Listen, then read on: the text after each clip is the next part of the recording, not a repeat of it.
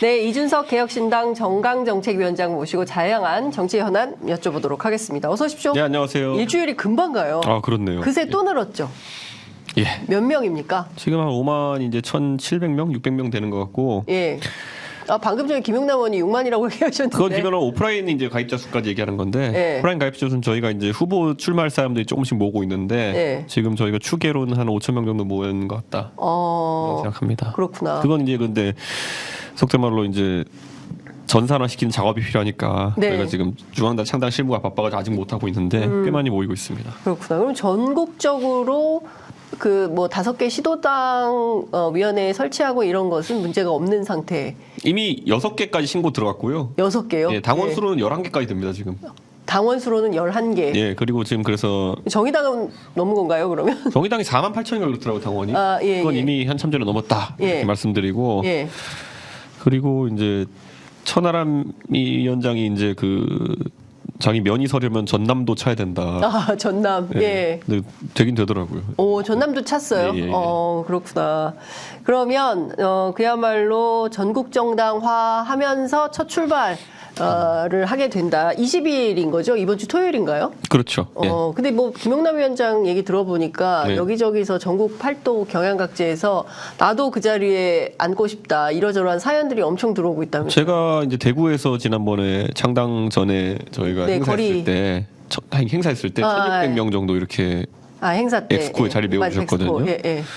대구 1,600명이면은 뭐 사실 대구에서도 깜짝 놀란데 사람들이 예. 저희가 진짜 모든 분들 다 초대하면은 당원들 초대하면 10,000명 넘을 거다. 근데 저희가 빌려놓은 장소가 국회 이제 대회의실이거든요. 네. 거기 500석짜리입니다 원래. 그 어떻게 해요? 이분들 다 어디로 가요?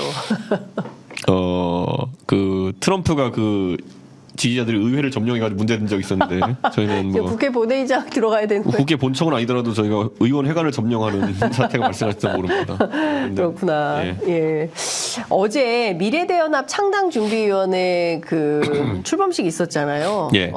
이 자리에 그 소위 얘기하는 뭐 빅텐트, 뭐 빅텐트라고 통칭되는 그 관계자들이 전부 오셨는데 이 자리에서 요거 있기 직전에 이낙연 전 대표, 김종민 의원 세 분이서 20분간 비공개 티타임이 있었다고 무슨 얘기했어요?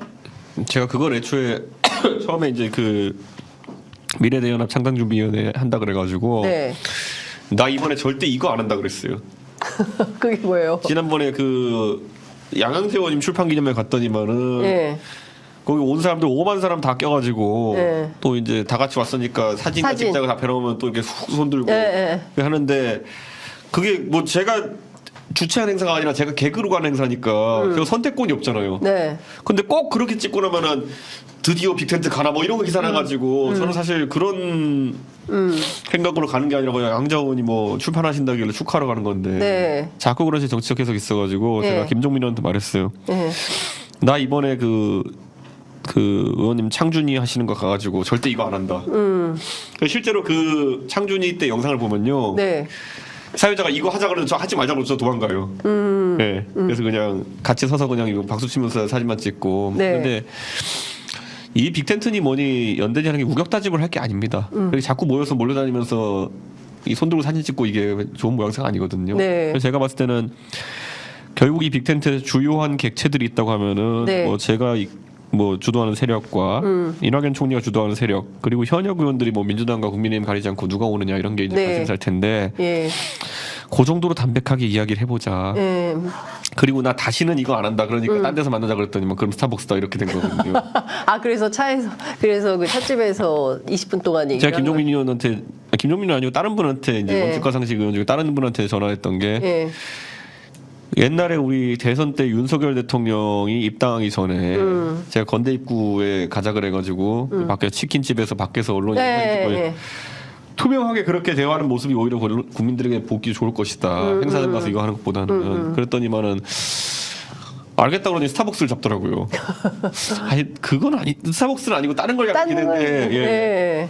그러니까 앞으로 예. 이분들 이 정치적 상상력이 좀 필요하네. 스타벅스 이상을 넘는 뭔가 그림을 만드는 기획력 이런 게 좀 필요해 저희는 원래 보이네. 잡을 때 스타벅스 잘 안 잡는 게 스타벅스가 촬영 허가가 잘 안 나요. 아 그래요? 네, 언론이 가가지고 할 때 스타벅스 잘 안. 미국 커피숍이라 그런가? 그게 이제 대기업에서 그런지 모르겠는데 신세계에서 그런지 모르겠는데 근데 또 국회의원들이 들어가니까 해주더라고 또 보니까요. 그래서 보통은 그 저희가 인터뷰나 그런 거 기자회견 할 때 국회 앞에 이제 태흥 빌딩이라는 거 지하에 가 보면은 어펜딕스라고 그거 하기 딱 좋은 데가 있거든요. 네. 보통 저희는 거길 잡는데 또 우격다짐으로 스타벅스 사게 됐습니다. 그렇군요. 그 김종민 의원 브리핑 내용을 보면 이낙연, 이준석 케미가 아주 좋더라. 대화가 아주 잘 되더라. 그러나 구체적인 일정 합의 등은 없었다. 이거 어떻게 해석해야 됩니까? 그러니까 김종민 의원과 그 결국에는 이 원칙과 상식 출신 의원들은 네. 그러니까 거간꾼을 자처한 거 아닙니까? 거간꾼. 네, 거간을 자처한 분들이기 때문에. 네. 아 그러면 일이 잘 되고 있다고 얘기해야죠. 그거는. 네. 그리고 그렇게 해야 그 안에서 이제 소위 중간에서 역할 하시는 분들의 역할이 생기는 거니까. 저는 근데 이낙연 총리님이 저도 이제 항상 누구나 정치인 개인에 대해서는 장점만 봅니다. 저는. 네. 네. 그런데 이제 그런 맥락과 다르게 세력 간의 연대나 연합이라고 하는 거는 개개인의 장점을 발견한다고 해서 되는 게 아니거든요. 그러니까 결국에는 뭔가 같이 했을 때 시너지가 어떻게 나느냐, 네. 아니면 시민들이 받아들일 때 어떻게 받아들이느냐 이게 되게 중요한 건데 네. 저는 그래서 그 원칙과 상식이나 아니면은 이낙연 총리 쪽에서 거기도 뭐 저에 대해서 좋은 말씀 해주시고 이런 건 감사하지만은 네. 그게 무슨 뭐 그것만 있으면 연대나 합당이 된다라는 생각을 하지 않고 있습니다. 자 그러면 오늘 아침에 라디오에 그 조홍천 의원이 출연하셔가지고 네. 그러면은 이 빅텐트라는 게 있죠. 그 이낙연 전 대표는 빅텐트를 강조하고 이준석 대표는 빅텐트가 아니라 기왕에 하는 거 큰 집 졌으면 좋겠다라고 하는데 이게 선거연대만을 얘기를 하는 거냐 아니면은 통합이냐라고 했을 때 아니 당연히 통합을 얘기를 하는 거죠. 그러니까 정당 통합을 주장을 하는데 그럼 지금 이준석 대표님 말씀을 좀 들어보면 꼭 거기까지 가 있는 단계는 아닌 것 같거든요. 저는 그러니까 어떤 모양보다도 정치적 동지나 결사체가 되려 그러면 한 5년은 같이 무조건 하겠다고 생각하고 가야 되는 거 아니야 최소한. 아 최소 5년은 좀 같이 일을 해보고 경험을 해야. 그게 그리고 저는 이제 올해 한국 나이로 40이기 때문에 40대 초중반 어떻게 보이냐의 문제지만은 예를 제가 맨날 조은 총리님 놀리는 게 이제 환갑되셨으니까 마지막 움직임이다. 지난번에. 아 조홍천 의원 60이에요? 그 62년생이시거든요. 아 그렇구나. 가지고 이제 완전 이제 환갑이신데 이번에 움직이시면 마지막이다. 그 정도의 결기는 다 갖고 가야 된다. 조홍천님 진짜 결기가 있으세요. 나머지 참여하시는 모든 정파도 그 정도 결기는 있어야 되지. 조금 틈이 보인다고 해가지고 기존 정당으로 복귀해서 어떻게 해보려고 한다든지 이런 모습 자체가 안 좋을 수 있다. 그러면 조금 뭐 상황이 좋아지면은 이낙연 대표는 민주당으로 돌아가고 원칙과 상식도 민주당으로 돌아갈 생각이 있는 겁니까? 그건 누구 특정인을 그렇게 뭐 대화해 본 적이 없지만은 바른정당과 바른미래당의 경험이에요. 결국 선거 앞두고 조금 불리하다 싶으면 그 관성이 작동하는 사람들이 많기 때문에. 저는 뭐 그거 할 생각으로 창당을 하고 이러지 않습니다. 그거 할 생각이면 무소속하신 게 나아요. 그렇구나. 근데 이제 앞서서 뭐 저희가 정치 토론했지만 그 정체성이 뭐냐. 그러니까 그 개혁신당은 그래서 보수의 정체성을 확실히 가지고 가는 정당. 이라면 거기에 원칙과 상식, 이낙연 전 대표 이렇게 뭉치면 여기에 정치성은 뭐가 되는 거냐? 저는 우선 저는 이낙연 총리의 지향성은 잘 모르고요. 개혁신당의 지향성은 아니 어차피 국민의힘도 그렇고 민주당도 그렇고 보수 정당인데 그냥 그 출신이 뭐 검사나 관료나 아니면 운동권이냐 이 정도 차이. 80년대 뭐 하고 살았느냐 정도의 차이인 것 같은데 80년대에 태어난 제 입장에서는 좀 관점이 달라요. 그러니까 결국에는 그 국민의힘과 민주당 모두 다 개혁을 하기에는 너무 관성에 젖은 정당이라는 생각이 들고요. 방금 전에 방송했을 김용남 위원장이 지금 이제 10시부터 들고 와서 발표할 내용들이 주식 시장에서 소액주주 운동하는 사람들 비슷한 내용이거든요. 그 말인즉슨 결국에는 지금 이런 거예요. 삼성전자 주식이 우리가 PBR이라고 하는 가치, 그런 어떤 PBR이라고 하는 가치가 1.5 요 정도 수준에 머무는 경우가 많아요. 그런데 대구래 그 국외에 네. 해외에 이제 가면은 IT 주식, 테크 주식이라고 하는 것들은 보통 PBR이라고 하는 것이 6 정도 나오는 경우가 있어요. 6. 네, 굉장히 차이가 큰. 그러니까 삼성전자가 만약에 미국에 상장돼 있었다면 지금 뭐 맨날 우리가 삼성전자 주식에 따라 가지고 5만 전자, 6만 전자, 7만 전자 이렇게 얘기하는데 사실 그게 미국에 있었으면 그 정도의 시장 구조였으면 30만 전자가 되어 있어야 되는 게 맞는 거죠. 네. 그러니까 우리는 지금 정치권의 코리아 디스카운트나 이런 걸 얘기하면서 네. 한 20년 동안 얘기했던 게 북한의 위협 때문에 투자를 꺼린다 이러는데 실제 그런 게 아니에요. 그렇죠. 북한의 위협보다 솔직히 더 위험한 거는 네. 재벌이 결국에는 경영권 승계를 위해 가지고 의도적으로 주가를 낮게 유지한다든지 맞아요. 뭐 이런 예. 게 첫 번째고 두 번째로는 결국에는 자사주나 이런 걸 매입하게 되면은 네. 대한민국에서는 소각을 잘 하지 않습니다. 원래는 자사주 매입 후 소각이라고 하는 것은 거의 의무화돼야 되는 것인데 네. 우리나라는 자사주 비중이 거의 한 30% 가까이 되는 희한한 회사도 있어요. 아니 그 저기 지배구조 때문에 그런 거죠. 근데 그런 회사들이 대부분 경영권 분쟁이나 이런 게 있어가지고 그렇습니다. 문제가 되는 예. 건데 그게 전부 다 주주 가치로 환원된다 이렇게 했을 때는 저는 김용남 의원이랑 이걸 많이 고민해봤지만은 PBR 기준으로 한 3, 4까지는 금방 올라갈 수 있다. 그러면은 당장 지금의 저평가에서 확 뛰어오를 수 있다. 삼성전자 주식을 가진 대한민국 국민 600만이랍니다. 예. 와. 600만 주주랍니다. 오, 엄청. 뭐 외국인도 포함이겠지만 그거는 네. 600만 주주라는데 적어도 그 600만 주주들의 재산권이 만약에 제약받고 있으면은 네. 적극적인 소액주주 운동. 예를 들어 우리가 각 당도 이제 민주주의가 발달하면서 경선을 하겠다 해서 네. 모바일 투표로 K 보팅 이런 거 하잖아요. 네. 주주총회 의결 같은 것도 다 그렇게 전자화하고 있는 걸 의무해야 되는 거예요. 요즘 아파트에 동대표 뽑는 것도 다 이제 네. 모바일로 하는 경우 많은데 네.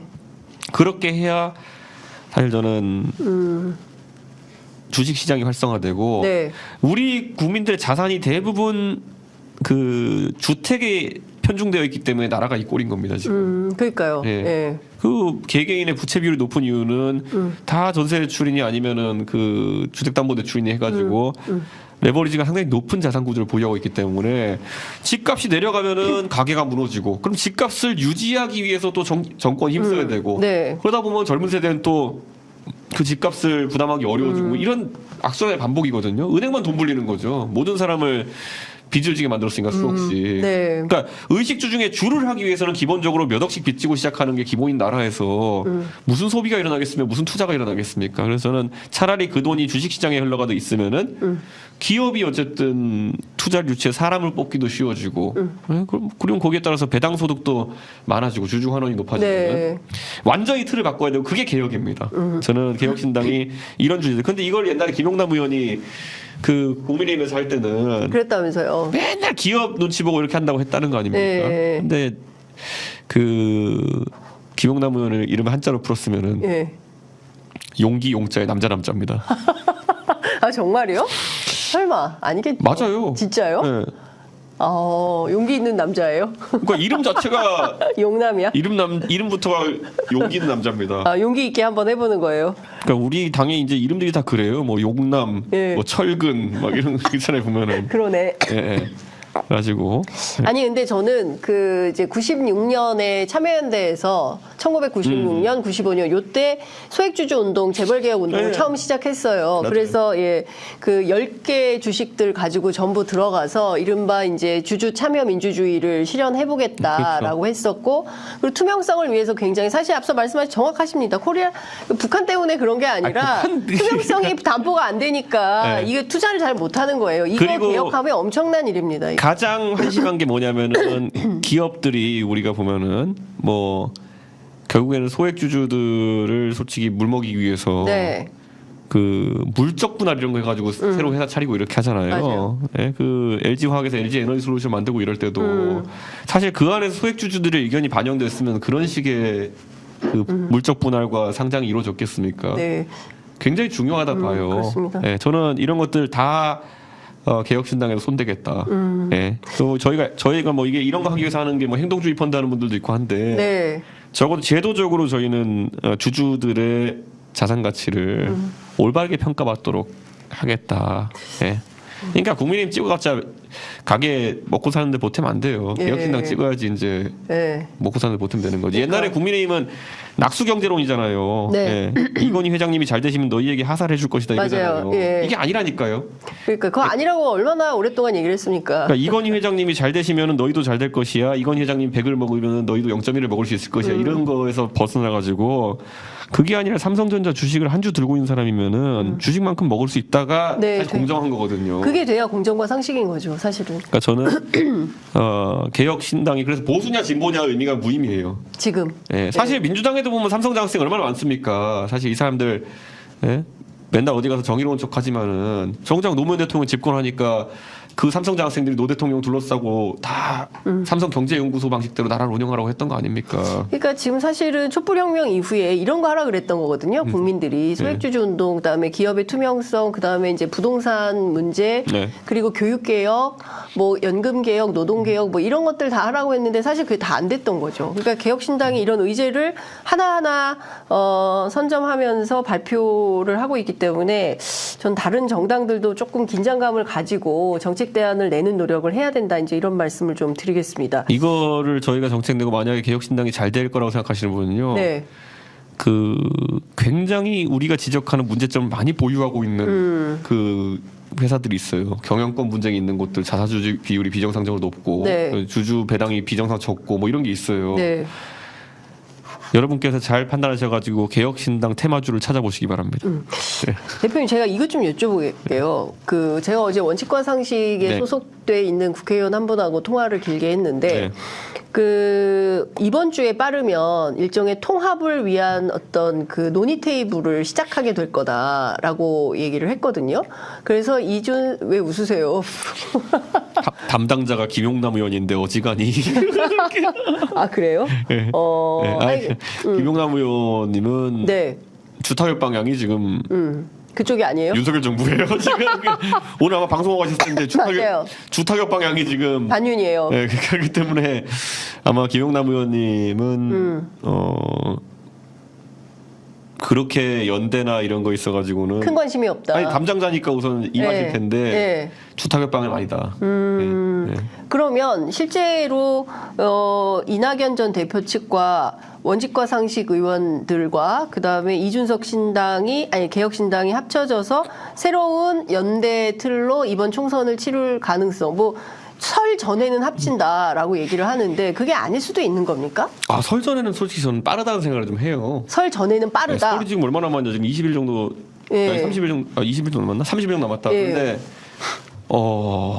글쎄요. 물론 공천 스케줄 때문에 저희가 급한 건 알겠지만은 네. 이낙연 총리 신당이 아무리 빨리 창당 절차를 가동한다 하더라도 네. 월 말 전에는 창당이 힘들 것이고.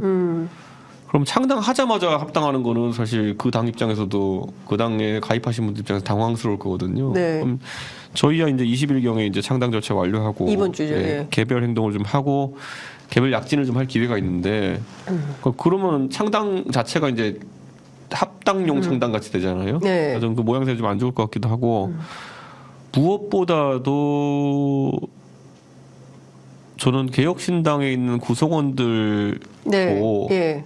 지금 내부적으로 갈등이 좀 있는 부분이 네. 선명한 보수 정당을 지향하느냐 아니면은 이길 수 있는 빅텐트를 지향하느냐 이거거든요. 네. 저 스스로도 저는 솔직히 말하면은 다양한 분들과 함께 할 수 있으면 좋겠다고 저는 노회찬 의원의 정의당까지 가능하다라고 했지만은 네. 또 뒤집어 말하면은 그런 이념도 스펙트럼과 다르게 고려해야 될 것들이 있거든요. 예를 들어 뭐 말이 좋은 게 좋아가지고 그렇게 뭉치면은 뭐 비례대표 공천도 그렇고 다 그냥 좋은 분을 모시면 된다는 원칙 아래 가자 이러는데 네.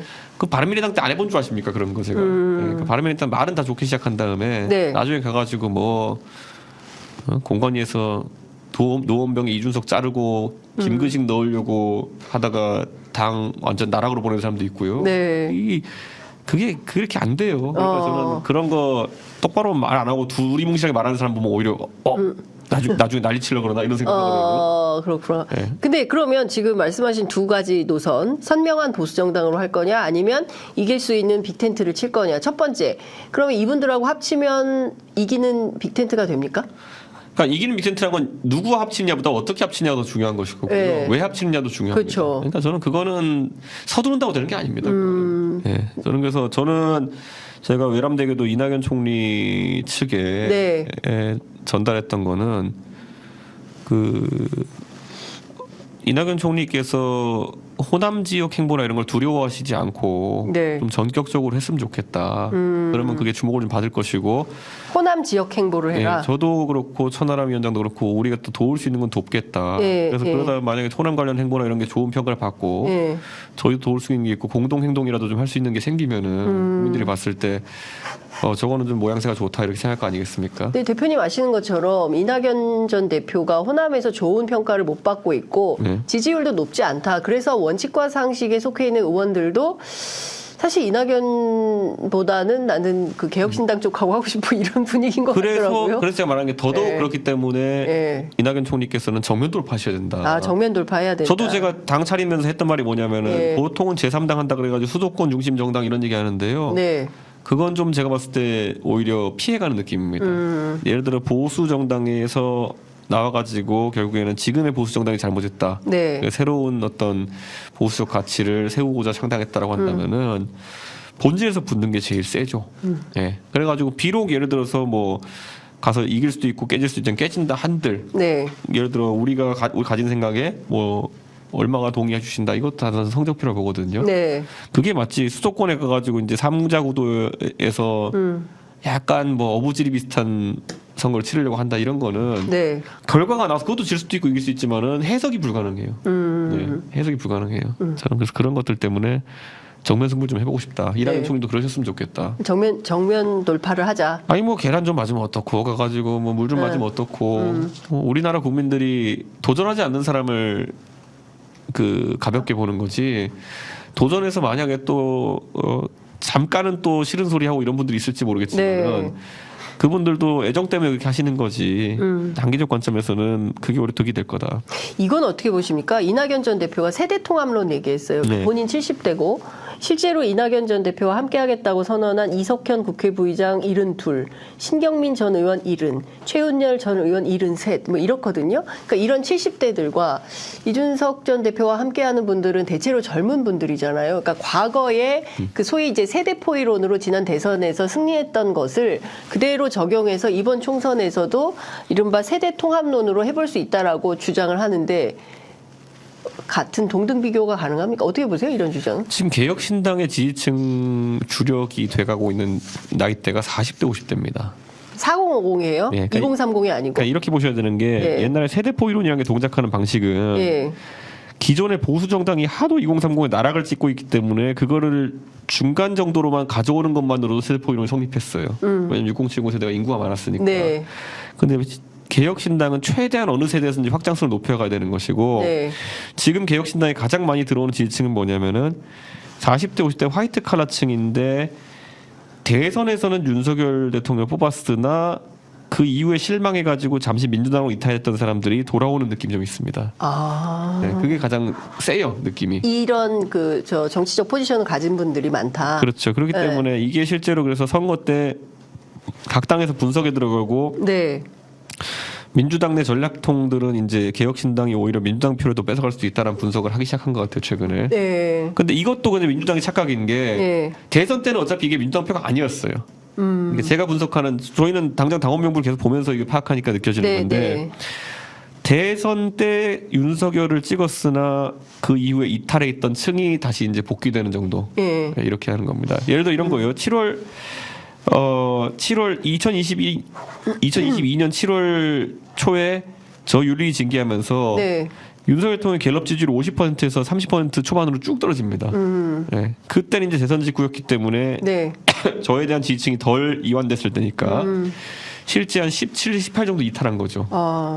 그러면 그게 다 그러면 그때 30대 초반으로 윤석열 대통령 간 다음에 그 17, 18 중에 한 3, 4밖에 흡수를 못했어요. 다시 1년 반 동안, 2년 동안. 그래서 지금 한 13, 14 정도의 윤석열을 찍었으나 대선에서는 그러니까 이재명은 도저히 안 된다 싶어서 윤석열을 찍었으나 윤석열 대통령의 국정 지지율에 긍정을 하지 않는 13, 14 정도가 지금 개혁신당이 받는 냉정한 지지율이에요. 그 숫자가 공교롭게 맞아 떨어져요. 근데 이 표는 민주당 것이 아니었어요 원래. 그러니까 대선 기준으로 보면은. 네. 그러니까 민주당도 선거 분석 잘해야 될 거다.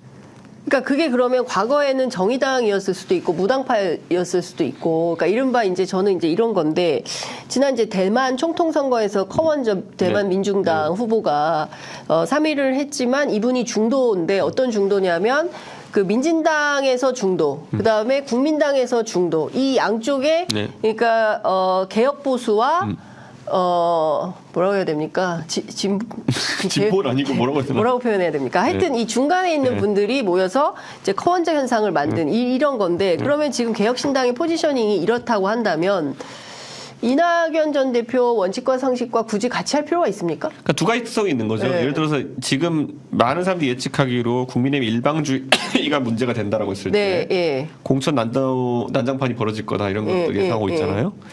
그러면은 그 측면에서의 국민의힘과의 관계는 네. 오히려 예전에 박근혜 대통령이 이제 국민도 속고 나도 속았다 했을 때, 네, 예. 그러니까 우리 전략기획위원장이 대단하신 분인 게 뭐냐면은 할당 멘트가 국민도 속고 나도 속았다. 아, 우선 많이 들어봤다 했더니 그게 박근혜 전 대통령 멘트였군요. 그러니까 굉장히 전략적이에요. 그런데 그 우리 전략기획위원장님이 말씀하신 그 멘트대로 예.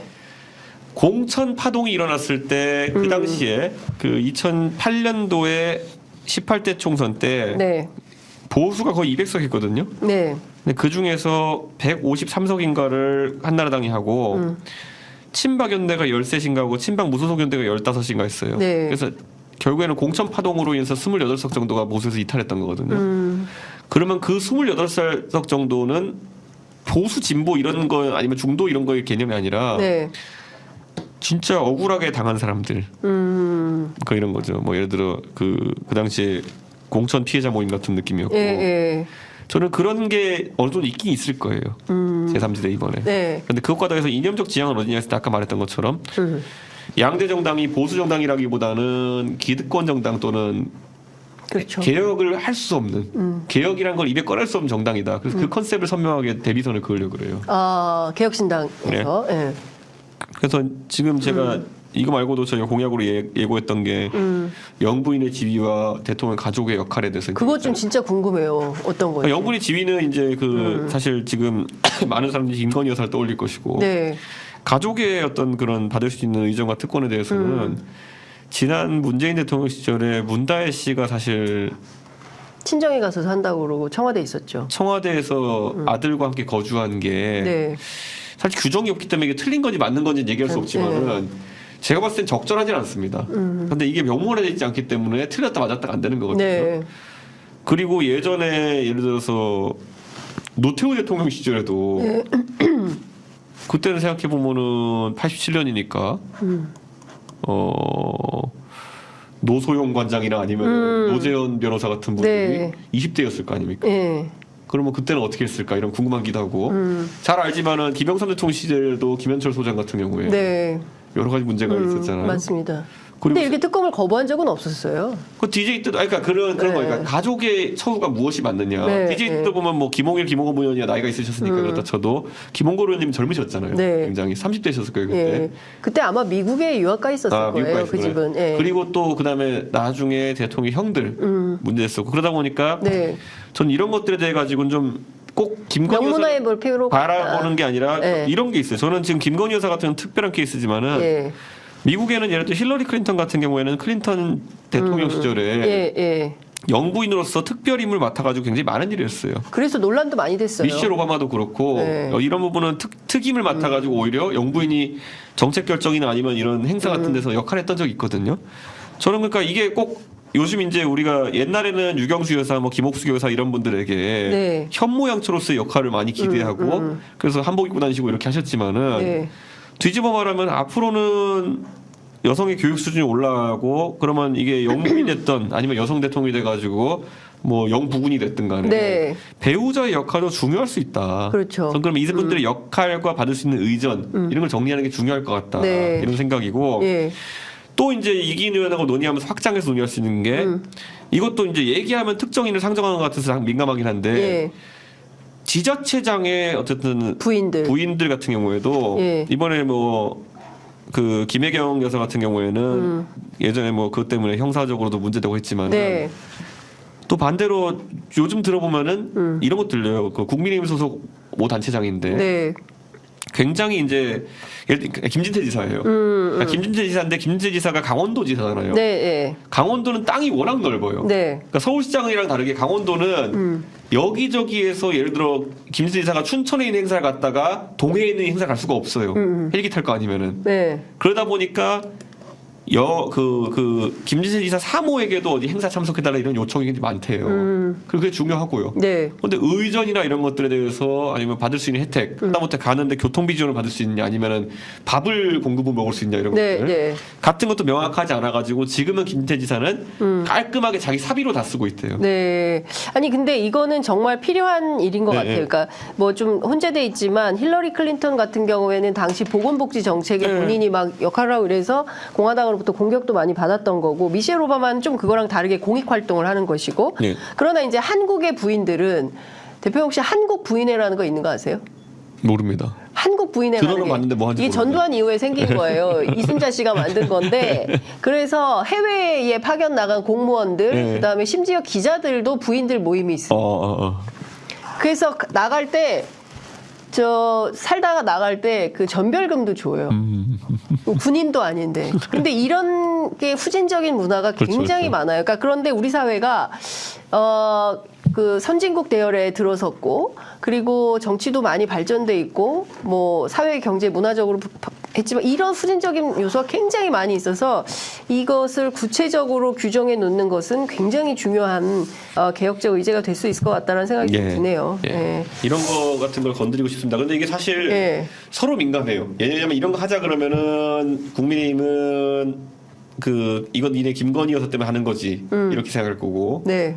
거기서 지자체장까지 확대하면 민주당은 너네 이거 김혜경 여사 때문에 하는 거지 이럴 텐데 그래서 저는 깔끔하게 얘기해요. 아니 언젠가 누군가는 해야 되는 것이고 네. 양당이 그래서 서로 민감해서 얘기 못 꺼낸다 그러면은 개혁신당이 우리가 그거를 해주겠다. 아이디어 내겠다. 네. 그게 예. 이게 얼마나 중요한 개혁인데요. 네, 그렇습니다. 그러니까 근데 사실 소소하다고 생각할 수도 있고 애매하다고 생각할 수도 있지만 그것을 명문화하고 규정화해서 김영란법이 그런 거 아닙니까? 그러니까 이런 것도 사실은. 있어요. 예를 들어 이렇게 보세요. 김건희 특검이라는 게 지금 된다고 하잖아요. 네. 그럼 예전에 우리 청와대에 가끔 압수수색을 들어간 적이 있었어요. 네, 근데 못 들어오게 하잖아요. 맞아요. 근데 그게 왜 그러냐 그러면은 대통령에 대해서는 불소추 특권이 있다. 그러니까 수사라는 건 소추하기 위해서 하는 것인데 네. 소추를 못 하는데 왜 수사를 하려 하느냐. 맞아요. 그러니까 네. 수사 자체도 하지 말라는 헌법적인 그런 틀 안에 있다. 틀 안에 있으니까 청와대 압수수색 들어오지 마라. 우리가 이미 제출해줄게 이런 식으로 버티잖아요. 네. 자 그러면 영부인에 대해서는 냉정하게 불소추 특권이 없어요. 그렇죠. 그런데 해석에 따르면은 또 어떤 사람이 이런 얘기해요. 네. 자 대통령이 불소추 특권을 갖는 거는 예. 이런 거 걱정하지 말고 그 임기 동안에는 행정을 하라는 것인데 예. 와이프가 수사받는데 어떻게 대통령이 그러면은 제대로 구정할 수 있겠느냐. 그러니까 넓은 의미에서 불소추 특권이라는 것은 네. 영부인에게까지 적용돼야 된다. 이렇게 보는 사람도 있는데 사실 말이 안 돼요. 제가 봤을 때는. 그렇죠. 예, 그건 그런데 자연인이고. 이번에 만약에 그 특검이 성립해가지고 김건희 여사에 대한 수사가 돼서 네. 소환 요구나 어떤 압수수색이 들어갔을 때 네. 저는 안 받을 수 있다는 생각이 들거든요. 이거 가지고. 근데 이게 제가 무슨 결론 내자가 아니라 적어도 지금 특검을 하겠다는 민주당도 먼저 논의해야죠. 네, 그래야 국민들이 나중에 혼란이 없는 거죠. 여기에 네. 대한 아이디어들이 나오면서. 예. 근데 따지고 보면 약간 우리가 대통령의 아들들 또 그리고 대통령의 뭐 형들 얘기했지만 네. 그 사람들은 다 잡혀갔어요. 네. 그러면 영부인은 그 가운데서 어떤 위치겠냐. 이거 되게 중요하다 봅니다. 근데 영부인도 가족의 범주에 드는 거지 영부인이 대통령 본인일 수는 없잖아요. 뭐 부부는 일심동체라고는 하지만 그렇다고 해서 그러니까 그게 묘하게 동작해요. 그러니까 그렇기 때문에 청와대 압수수색을 못 한다고 예전에 버텼었고. 네. 예. 근데 뭐 그런 식으로 나올까봐. 이거는 국민적인 판단이 좀 필요하다고 생각하는데 그게 나중에 가지고 여론 재판으로 가도 안 되고요. 그렇죠. 저는 의회에서 명문화 해가지고 이걸 규정해놔야 혹시라도 예를 들어 대통령 배우자라든지 아니면은 뭐 나중에 뭐 지자체장 배우자라든지 이런 사람들에 대해 가지고 어떤 수사나 이런 게 있을 때도 깔끔하게 대응할 수 있다. 네. 그러니까 이제 저는 그 공직자는 아니지만 공직자의 부인으로서 뭐 사실 이런 거는 기존에는 어떤 상식의 범주였어요. 네. 그런데 상식의 범주를 넘어서는 일들이 막 생기니까 300만 원짜리 명품백 받아놓고도 뭐 그 부분에 대해서 지금까지 아무런 해명도 뭐 얘기가 없잖아요. 수사도. 그리고 저는 이런 것도 생각하는 게 예를 들어서 대통령께서 예전에 보면 김정숙 여사도 인도에 이제 방문하셔가지고 네, 타지마할 네. 사진 찍힌 것 때문에 네, 논란이 네. 있었잖아요. 네. 근데 그런 것들 그리고 저는 대통령이랑 같이 안 가더라도 영부인도 단독 행동을 할 수 있느냐, 예를 들어 전용기를 타고 이런 것들은 규정이 돼야 된다 생각해요. 그렇죠. 네, 그것도 규정 필요하죠. 저는 안 된다는 게 아니라 저는 경우에 따라서는 영부인께서 그 해외 행사를 단독으로 가실 수 있다 보고 그러면은 전용기를 이용할 수 있다. 네. 근데 그게 우리나라가 전용기가 여러 개 있어요. 예를 들어 대통령 타고 다니는 보잉 747 네. 그거는 진짜 그 대한민국 새겨진 전용기고 그 밑에 보면은 우리가 공중급유기로 도입하는 시그너스라는 비행기가 있어요. 아, 그래요. 이게 보통 국방장관이 해외 출국할 때는 그걸 타고 갑니다. 네. 그 회색 비행기. 공중급유기인데 밑에 기름 탱크 있고 위에는 좌석이 있어가지고. 근데 그런 걸 쓸 수도 있고. 그러니까 아니면 규정을 해놓으면 되죠. 그러니까 예를 들어 총리가 출장 갈 때도 그걸 쓰셔도 되고. 네. 저는 그런 것들을 어차피 대통령 전용기도 공군 1호기 아닙니까 그냥. 네. 그러니까 어떤 의전을 받을 수 있는가 이런 것들이 명확해져야 된다. 이런 생각. 알겠습니다. 다시 한번 요리로 좀 넘어가 볼게요. 네. 이낙연 전 대표 관련된 것인데요. 제 정파가 국민 앞에 다음 대선까지 무조건 함께할 것을 서약해야 된다 이런 말씀 어제 하셨어요. 네. 왜 이런 얘기를 하신 거예요? 대선 얘기가 왜 나옵니까? 이제 총선이 임박해 있는데. 저는 3당이나 아니면 새로운 어떤 시도를 하는 사람들이 네. 가장 취약할 수 있는 지점이 다음 선거를 앞두고라고 봅니다. 근데 이제 지방선거와 대선이 연달했기 때문에 네. 적어도 지선과 대선 때 어떤 자세를 가질 거냐. 적어도 서약을 하는 거 아니냐. 우리가 지금 진짜 일시적인 어떤 공천의 불이익이나 이런 걸 위해서 모인 게 아니라면은 더 큰 미래를 바라보고 움직인다는 걸 서약해야 된다. 그러면 네. 그 서약에서 이탈하는 사람 나중에 국민적 지탄을 받겠죠. 다른 네. 걸 했을 때. 그러니까 정치인의 어차피 신뢰라는 건 말로 쌓아가는 것이고 저는 그걸 해봐도 된다. 해야 된다. 이낙연 전 대표가 총선 불출마는 명쾌하게 밝혔는데 대선에 대해서는 뭐 지금 얘기할 단계는 아니다라는 식으로 좀 피했거든요. 아니 저는 솔직히 우리가 뭘 요구할 수는 있지만은 네. 나이 70 넘으신 분이 그게 내가 이번 총선은 출마 안 하고 후배들을 돕기 위해서 노력하겠다 하시는 게 진실이라고 생각하면은 네. 그럼 뭐 때문에 지금 정치하시겠어요? 그러니까 저는 나중에 대선 나갈 생각이 있고 네. 대신 그것도 조건부죠. 이번에 잘 되셔야지 대선 나가는 거지. 이번에 잘 못하시고 나서 대선 어떻게 나갑니까? 네. 그러니까 저는 거꾸로 저는 항상 자유주의자의 성격을 띠려 그러고 네. 개인의 이해와 오히려 집단의 이해가 일치했을 때 가장 개인이 열심히 일한다고 생각하는 사람이거든요. 네. 그러니까 기업인이 돈 벌 유인이 있어야지 돈을 벌러 다니는 거지. 벌었는데 70% 세금 가져가겠다 그러면은 들어놓고 싶죠. 먹고 살만큼 벌었으면은. 네. 마찬가지로 저는 이낙연 총리가 대선에 나가고 싶다는 야심을 가진 것이 야심이 없는 것보다는 신당에 유리하다. 네. 그런 생각이죠. 왜냐면 우리가 보통 군대에서 제일 무서운 게 진급 포기한 대령이다라고 하는 거죠. 나는 대령인데 대령이면 그래도 이제 네. 부대장이고 하니까 네. 꽤 힘이 있는데 진급은 포기했으면 남의 눈치 안 보고 그러면 이제 그 권한으로 이상한 걸 한다는 것 때문에 진급 포기한 대령이란 말이 있는 네. 건데 예. 저는 어떤 회사에서도 보면은 진급 포기한 사람이 박혀 있는 거는 그건 위험한 거다. 알겠습니다. 총리의 당대표의 전남지사에 다 해보신 분이 진급 포기하고 당에 있는 것만큼 위험한 거 없다. 알겠습니다. 네, 저는 진급 포기한 이낙연 총리보다는 네. 항상 진급을 꿈꾸시면서 예. 진중하게 움직이시는 이낙연 총리가 훨씬 낫다. 예. 알겠습니다. 그렇다고 근데- 해서 뭐 꼭 다 진급하는 건 아니니까요. 예. 알겠습니다. 지금 뭐 그러니까 종합하면 설 전에 합치는 것은 좀 이르다고 생각하고 일단 각자 진도는 나가되 4월 총선 앞두고 어떤 형태로든 큰 집은 짓는 겁니까? 전혀 모릅니다. 제가 솔직하게 말하면은 네, 전혀- 제가 의사결정 구조에서 이런 게 있어요. 옛날에 바른정당 그 국민당 합당에서 바른미래당 될 때도 네. 유승민 의원은 내심 탐탁치 않아 했어요. 네. 그냥 본인이 얼마나 이질적인 집단과 합당한지 알고 있었고 네. 그래서 소위 말하는 그 바른정당 내에서도 원칙파 강경파에 속했던 지상욱 의원과 유승민 의원 같은 경우에는 꼭 해야 되냐. 네. 그런데 우리가 봤을 때 좀 더 현실주의자적인 면모가 있는 하태경 의원이나 정운천 네. 의원 같은 경우는 해야 된다. 예, 이런 입장이었고 예. 저는 그게 나름 그 당시에 추억을 해봤을 때 유승민 네. 의원이 무의미한 고민을 한 게 아니다. 나중에 실질적으로 구성원들의 총의를 모아가지고 네. 합당으로 방향을 정했지만은 굉장히 중요한 지점이다. 알겠습니다. 한동훈 위원장 얘기 좀 해볼게요. 네. 정진석 의원의 충남 청양 네. 어디죠? 청양 그다음에 뭐 부여 뭐 이쪽인데 충남이에요. 수도권이 아닙니다. 그런데도 대통령하고 찍은 사진이 아니라 한동훈 위원장하고 찍은 사진을 슬기로운 의정생활 간판으로 걸었어요. 네. 근데 이분만이 아니에요. 여러분들이 지금 이러고 있거든요. 이런 현상. 꽁치구이라 그랬잖아요. 꽁치구이. 네.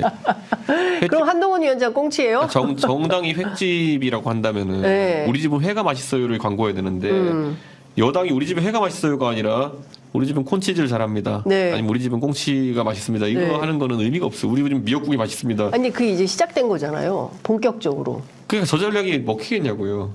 우리 전략기획위원장님이 항상 하시는 말씀. 네.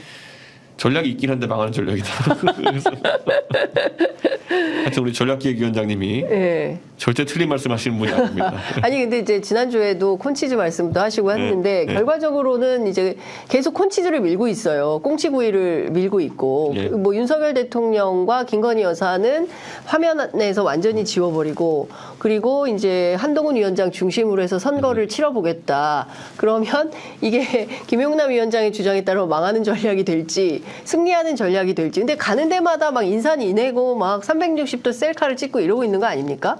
그분의 인기는 엄청나게 높은 거 아니에요?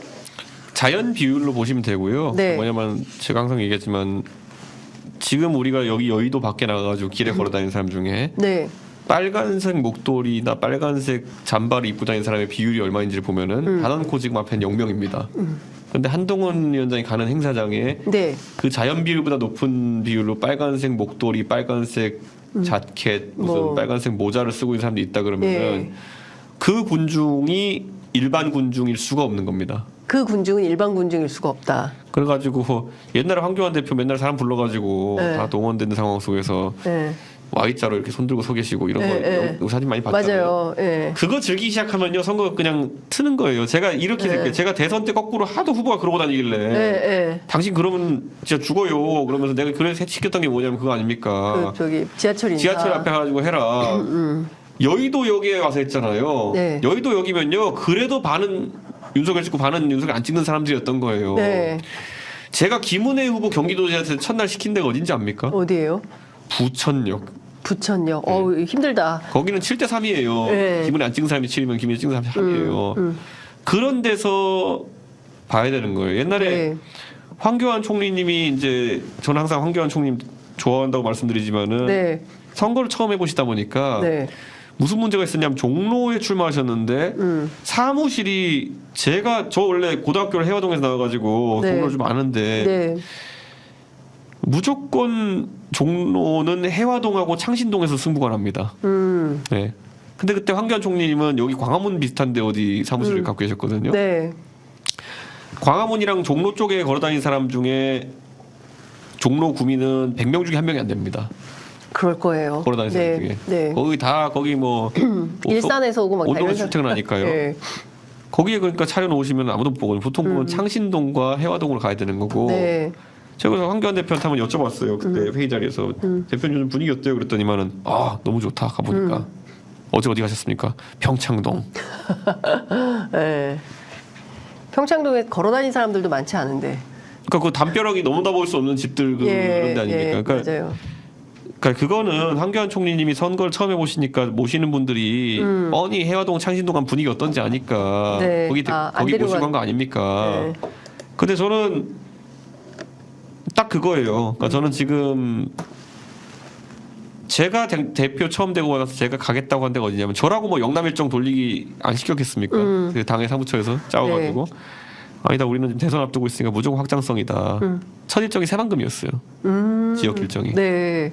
그리고 이제 순천 가고 이렇게 했던 건데 저는요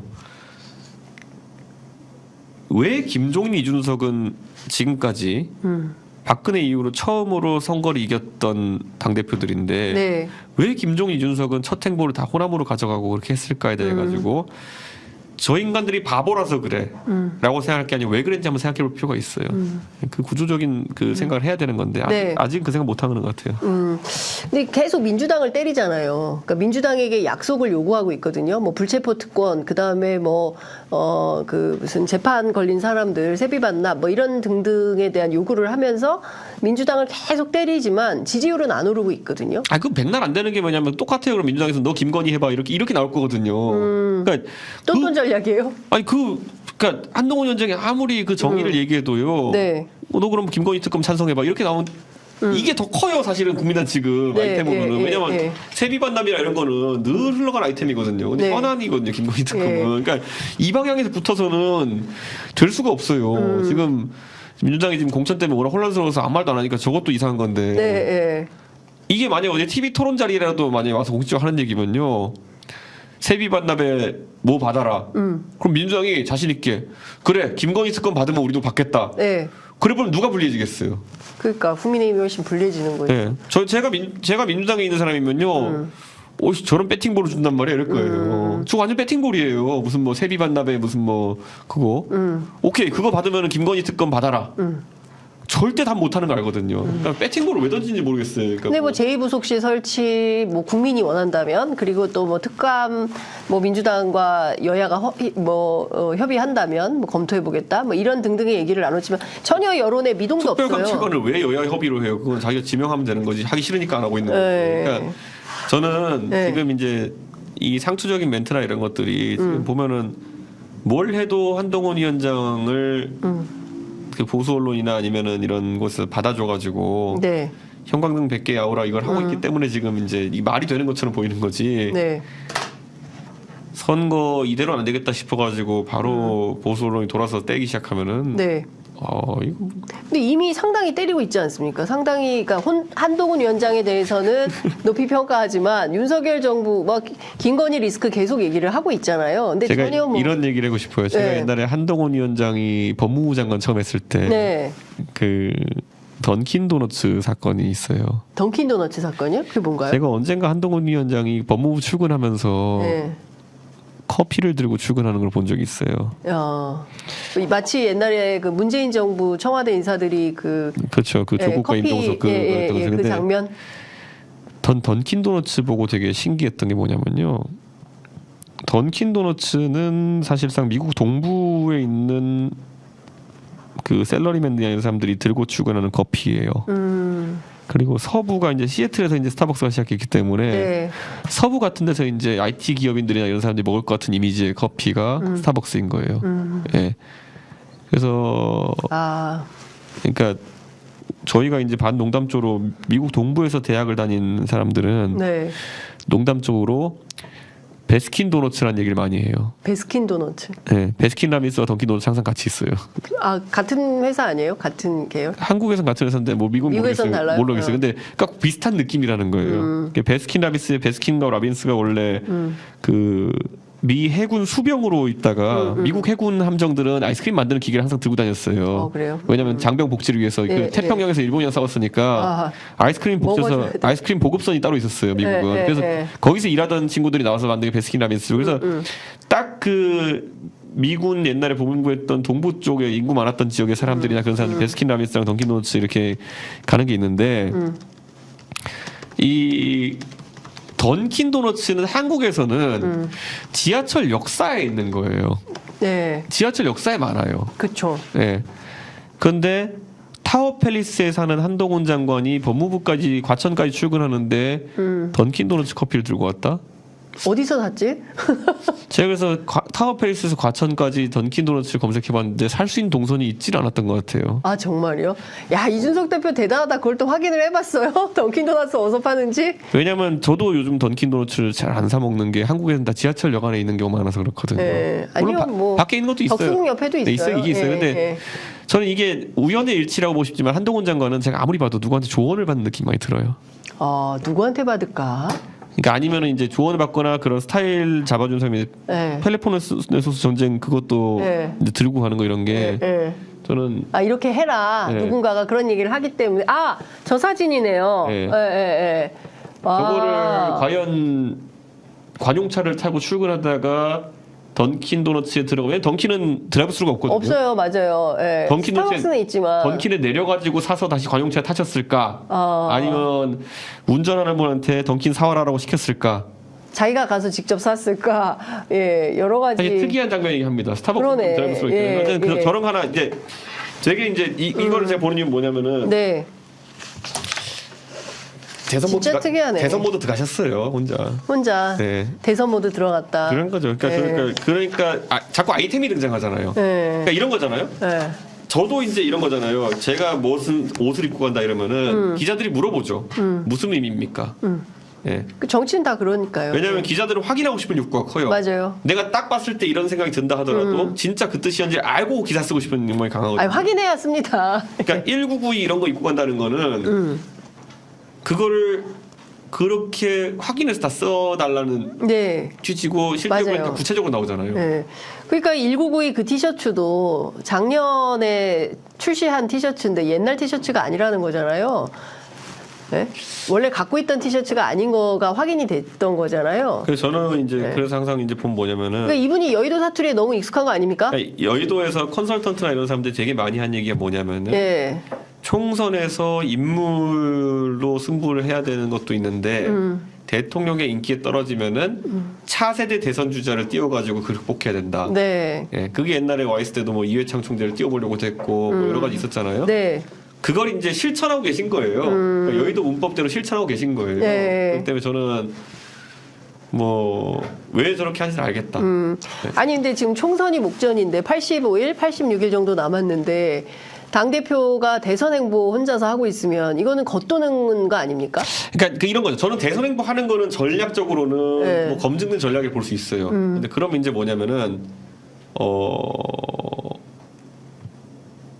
그걸 넘어서 가지고 근데 대중을 한번 뭘 평가하냐면요. 네. 그 아무리 그 보수 언론이 만들어 주려는 이미지가 있다 하더라도요. 네. 딱 그 감동을 주는 연설문이라든지 아니면 멋진 무슨 뭐가 하나 떠가지고 네. 키 이벤트가 남아야 돼요. 그게 이제 윤석열 대통령께서는 사람에 충성하지 않습니다라든지 몇 개 있는 거거든요. 네. 근데 그게 이제 없다. 저는 아직은 없는데 한동훈 위원장이 그걸 만들어낼 수 있느냐가 결국 되게 중요한 지점이 될 것이다. 네. 그 생각을 해요. 근데 지금은 조금 아까 임종석 조국 같은 사람이 아무리 자기들이 이거 들고 가가지고 하고 뭐 대선진로 좋은데 하고 이렇게 해도 그냥 그게 안 나오는 거거든요. 네. 그러니까 조국 장관이 그 앞에 대선진로 좋은데 술병 놓고 하는 게 네. 대선에 관심 많다 알겠다 그런데 그게 뭔 짓이냐 이렇게 사람들이 반응하니까 안 되는 거거든요. 그거는. 그러니까 기획을 누군지 모르겠지만 이 컨설팅을 해주는 컨설턴트가 좀 그러니까 아무리 집에 부족하다. 들어갈 때 무슨 뭐 케이크를 옆에 들고 하는 거 그걸 뭐 아이콘화 해가지고 그림 네. 그거는요 누가 봐도 네, 누구 조언을 듣거나 아니면 그냥 멋부리는 거지. 저는 결국 정치에 있어가지고는 지도자는 무엇인가에 대한 고민. 저도 그 고민을 항상 하는 거지. 근데 그때 이제 케이크 들고 가는 거는 그때 이제 딸 생일인데 네. 뭐 하여튼 고통스러운 아버지의 뒷모습 뭐 이런 거였던 것 같고 하여튼 그건 뭐 별도로 논의하도록 하고 제가 이것 좀 여쭈고 싶어요. 아유 시간이 벌써 53분이네. 김경률 회계사 있지 않습니까? 네. 이분이 그 느닷없이 되자마자 비대위원회 되자마자 이 안에서 김건희 리스크라는 이 6글자를 말을 못한다. 그런데 이게 과연 김경률 개인의 생각이냐 아니면 한동훈 위원장의 미션이냐 뭐 여러 가지 또 억측이 당연히 전 짜고 치는 걸 보죠. 당연히 짜고 쳤다. 네. 아. 그거 제가 봤을 때는 네. 그 이런 거잖아요. 네. 지금 보통은 보수 진영에 있다고 생각하지 않았던 분들이 이제 윤석열 대통령을 지지하러 넘어온 분들 중에 보면은 소위 말하는 이재명을 반대하는 문재인 대통령의 지지자 계열도 있고, 네. 뭐 솔직히 말하면 이낙연 총리의 계열의 인사들이 경선 지고 도운 것도 있어요. 자, 그 다음에 그럼 이분들이 윤석열 대통령이 대중적 인기가 떨어지면은 이 안에서 이념으로 보수를 버틸 건 아니에요. 네. 이분들 이념으로 보수를 버틸 수는 없거든요. 평생 해온 말이 있기 때문에. 네. 지금부터 예를 들어 그러면 이제 그런 길로 가면은 별로 결말이 안 좋은 게 네. 김근식 교수 같은 상황이 되는 거예요. 네. 네. 살아온 거는 뭐 김정은하고도 악수하고 다 이렇게 이걸 살아왔는데 운동권이죠. 그리고 뭐 김근식 천안함도 교수. 의무를 가지고 네. 있는데 나와가지고 갑자기 이제 여기 보면 내가 강경 보수 이렇게 하려고 그러면 뉴라이트 꼴 나는 거거든요. 네. 근데 김건식 교수가 그거를 좀 하시려는 것 같아요, 요즘 보니까. 요새. 예. 본인이 이준석보다 진짜 보수임을 증명하려고 애쓰시는 것 같은데 사실 의미 없는 거거든요. 그렇게까지 할 필요 있어요? 근데 네, 다 아는데. 그러니까 그게 의미가 그러니까 뭐냐면 그거가 되게 힘들어요. 그러니까 하태경의 인생이 그거예요. 예. 하태경도 그렇죠. 하태경 의원의 인생이 그거거든요. 북한 근데 갔다 하태경 오고. 의원 정도면 성공적이에요. 근데 그 와중에서 대중은 얼마나 좀 불안불안한 시선을 받았습니까? 그러니까 그것도 하태경 의원도 거의 10년 넘게 걸린 거고요. 예. 그러니까 단기전 승부 보는 방법은 뭐냐면은 또 다시 한번 나는 이재명이 너무 싫어가지고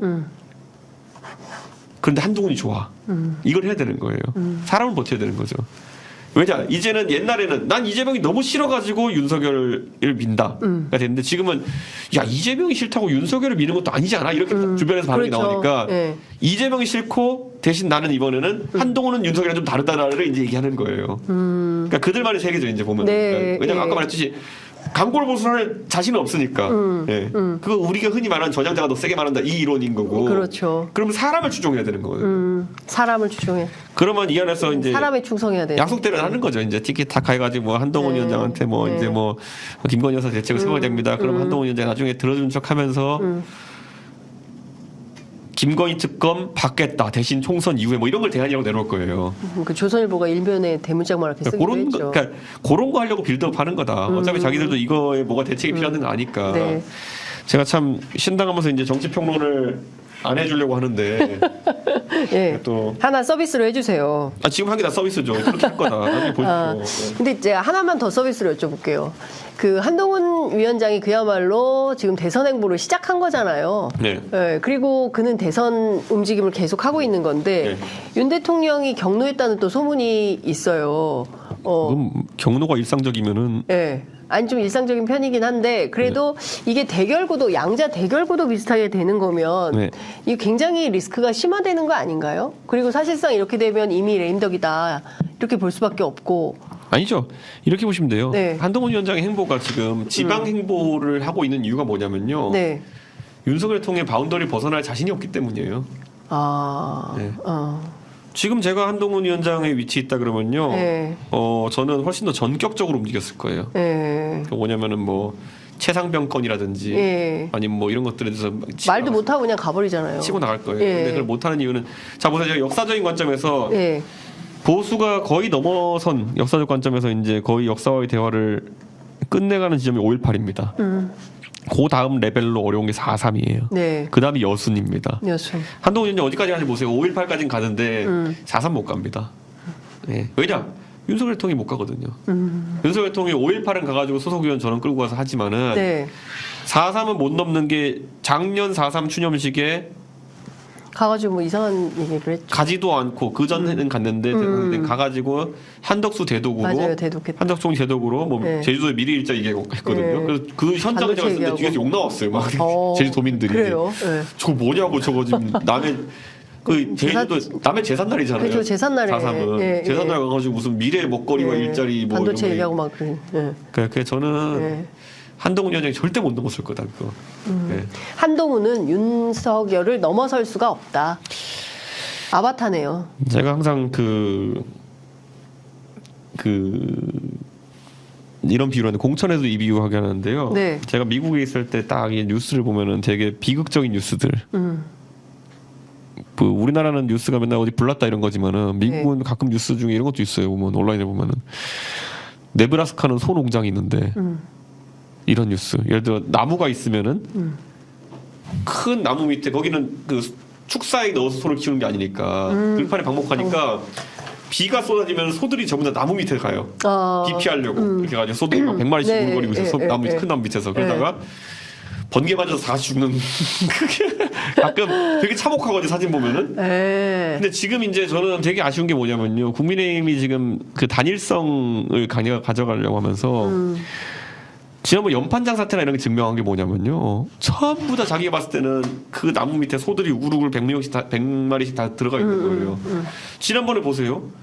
연판장 사태 때 한 20명 정도 달려들었는데 네. 그때 사실 김기현 박성민 조가 여기가 헤게모니 잡은 줄 알고 여기에 다 줄 섰다가 이게 아닌가. 그 나무 밑에 있다 지금 번개 맞고 지금 20마리 소가 들어놓은 거거든요 지금. 예. 그러니까 이런 일이 계속 반복돼요. 왜냐하면 획일주의가 되기 때문에. 지금 근데 마찬가지로 이번에도 보면은 그것이 윤석열이라는 나무든지 한동훈이라는 나무 밑에 이제 몇 마리 소가 이제 들어가 있다가 네. 그 평원에 아무것도 없는 나무 하나 서 있으면 벼락 터지면 무조건 굴러 가거든요. 그러니까 저는 되게 위험하게 하고 있다. 위험한 정치가 계속 되고 이렇게 있다. 보세요. 그 한 달 전까지도 이름 나온 원희룡 장관 어디 갔습니까? 그러게요. 예. 원희룡 장관 어디 가셨죠? 갑자기 궁금해지네 진짜. 예. 어디로 출마한대요? 그러니까 지금 이건 뭐냐면 국민의힘에서요. 개별 약진을 해도 지금 세를 넓히거나 확장성 넓히기 어려운 상황 속에서 모든 기자 끌고 그냥 다니면서 그냥 뭐 무슨 티셔츠를 입었다 이런 거 갖고 하는 겁니다. 네. 예. 이걸로 총선 뒤집을 방법은 없어요. 알겠습니다. 아유 마지막이 참 그러네요. 정말 원희룡 장관 어디 저희 한번 모셔서 말씀이라도 좀 들어봐야 되겠다라는 생각이 좀 듭니다. 제가 그래서 또 자막을 네. 안 띄워주시니까 네. 또 이렇게 신당.kr 네. 뭐 이렇게 찾나 했더니 그걸 찾으셨군요. 신당.kr 접속하시면은 저희 개혁신당 당원이 되실 수 있습니다. 네. 그래가지고 예, 신당.kr 예. 자체 자막. 네. 아니 근데 그 굉장히 빠른 속도로 예. 엄청나게 많은 시민들이 예. 원래 당비가 2,000원인데 10,000원 내는 분도 있고 더 많은 돈 내는 분도 있고 그렇다면서요. 거의 무슨 시민운동 하는 차원에서 맞습니다. 예. 개혁신당 응원하고 지지하는 분들이 많이 모이는 것 같습니다. 예. 저희는 다음 주에 또 뵙고 자세한 말씀 듣도록 하겠습니다. 잠시 뒤 우리 용기 있는 남자 우리 김용남 전략기획위원장님께서 기자회견? 수천만 소액주주의 애환을 담은 개혁신당의 3호 정책 공약을 발표할 것입니다. 지금 이미 예약 걸려 있을 테니까요. 지금 당장 유튜브에서 김용남을 검색해 주십시오. 지금 김용남 우리 위원장이 지난주 한 주가 김용남의 한 주였던 게 그 이낙연 총리 그 탈당 선언보다 김용남 탈당 선언 조회수가 훨씬 높아가지고 지금 김용남 맞아요. 위원장 지금 MBC에서 140만 조회수 나왔을걸요 지금. 네, 그래가지고 김용남 인생 전성기를 정치적 인생 전성기를 구가하고 계시기 때문에 저희 수천만 개미주주들이 도와주시면은 김용남 대권 도전 가능합니다.